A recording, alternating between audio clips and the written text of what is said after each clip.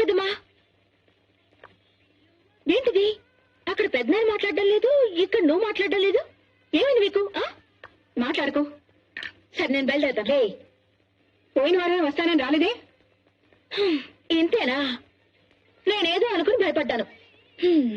చూడు పెద్దమ్మా, ఇలా మాటి మాటికి నేను వచ్చేస్తే ఇక నేను హాస్టల్లో ఉండడం ఎందుకు? హాయిగా ఇక్కడే ఉండిపోవచ్చుగా.